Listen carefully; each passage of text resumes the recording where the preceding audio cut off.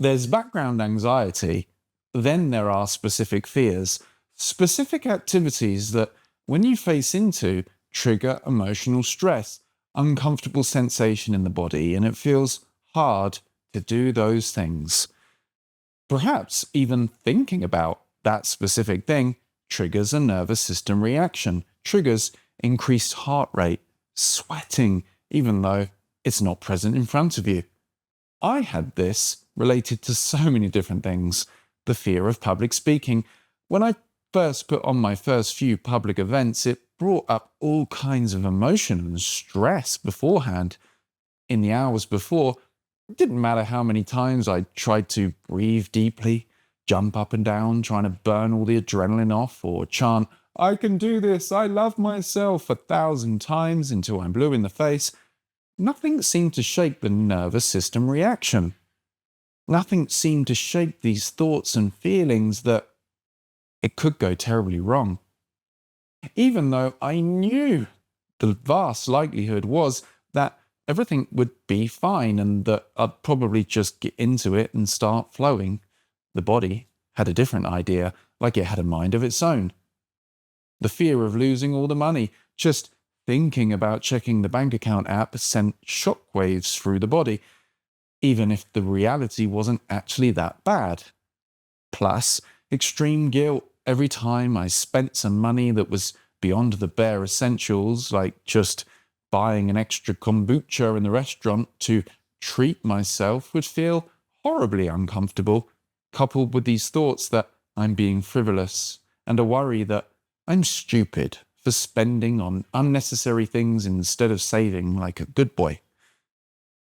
I was also what many of you would define as a people pleaser, which compounded even more by a specific traumatic event in my life.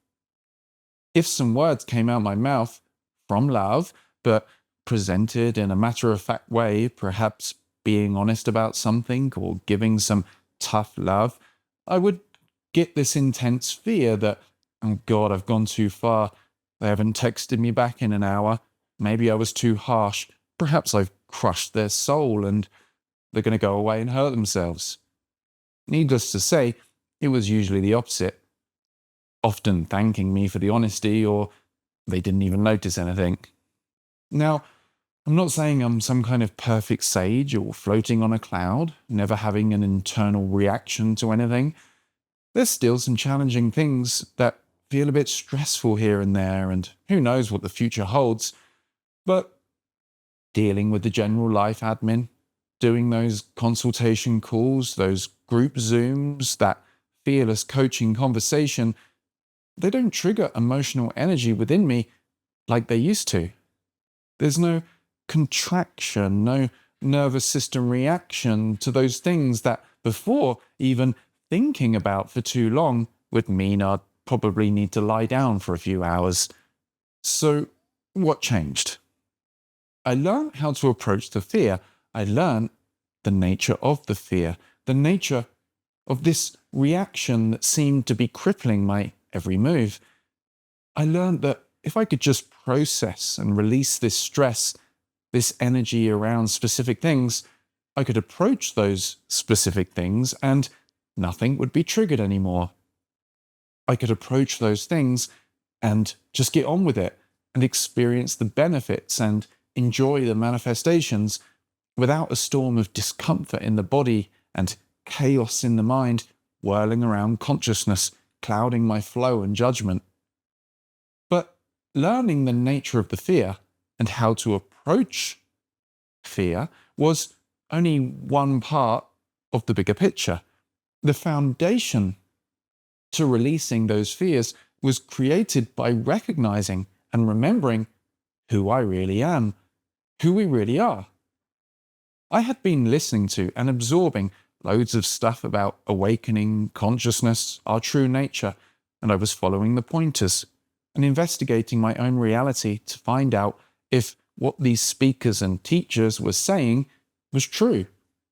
And it turns out it was.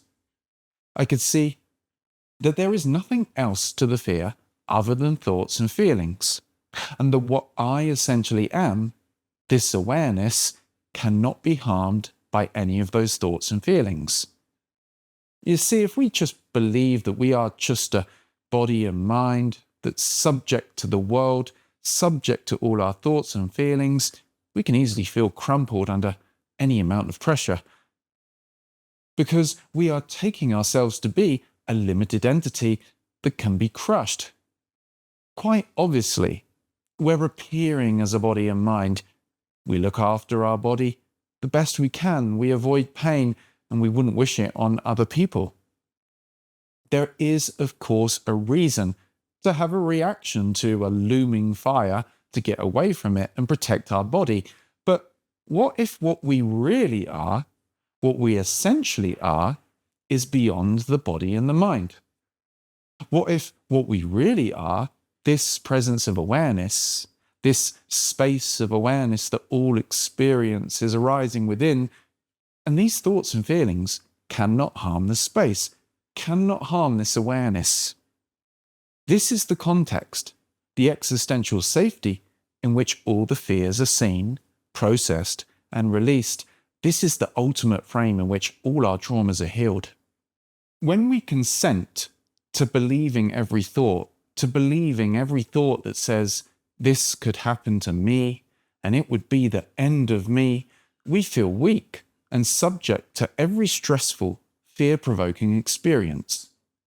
When we zoom out from the thinking and see and know ourselves as this whole space of awareness in which everything is arising, we see that nothing that arises can mark or stain this awareness that we are. It doesn't mean that if we see imminent danger approaching, we don't have a nervous system reaction and try to escape.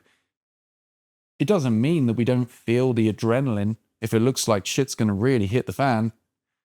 But it does mean that we can rest in the knowledge that what we essentially are, as this awareness, is ultimately eternal and indestructible. Specifically, we can notice that there is nothing to fear other than thoughts and sensations that are objects of awareness floating in this space of awareness, and that they flow right through without a mark.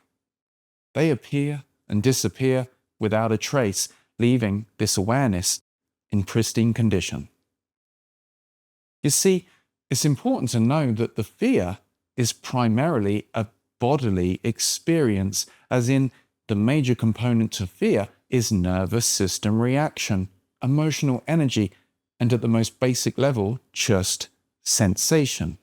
It's this somatic sensation, which we can perceive as uncomfortable, that apparently blocks us from doing what we really want to do. I mean, we can prove it. If the thing you're apparently scared of felt really good in the body when you faced into it, would you avoid it? No, you'd probably dive right in. So this proves that it's the feelings, the sensations that we're avoiding, and not the thing itself. And when we investigate our true nature as this awareness, we can see that these sensations pass through like light passes through glass. We are, in essence, the transparent space that all fearful thoughts and feelings flow through without a trace. Once we have truly established this, not as a belief, not as a cute fluffy idea, but as a perceptual seeing, now we can approach the fears with true confidence. We can't just simply stop the reaction from happening. If there's a fear in the subconscious, in the body-mind system, related to a particular thing, it's going to trigger and come to consciousness the moment you think about it or face into it. But with this foundation of yourself as awareness, now you can feel the fear and do it anyway. Now you can feel it without resistance, without identification, and thereby release it. A specific thing that I would do is purposely imagine the specific things that triggered the fear, feel and allow the sensations until they dissolved. And this is especially useful when the best time for processing and releasing the fear may not be at the actual time of the event. For example, if you're due to walk on stage and talk in front of 100 people, it's probably best to have that adrenaline pumping, heart racing, an uncomfortable sensation moving through the body when you're not actually on stage. I mean, ultimately, that wouldn't be a problem either if you stay present and aware, feel it without resistance, and perhaps even call it out in radical honesty. But it's particularly useful, right, to process and release that in the comfort of your own home, on your bed, on a coaching call, or whatever other safe space you have to bring it to consciousness, process, and release, so that when you get to the actual event, whatever that is, the emotional energy isn't there to be triggered anymore. You've already depressurized the pressure canister. You've already allowed it to work its way through the system so that it's not present to be triggered.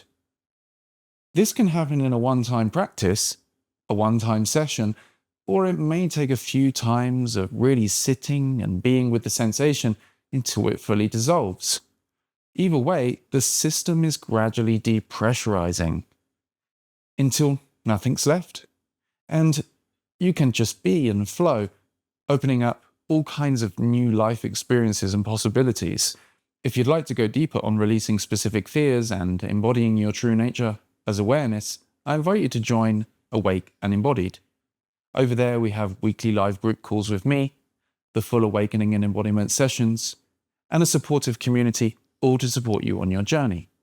The link is in the description. I hope you found this video helpful. Peace.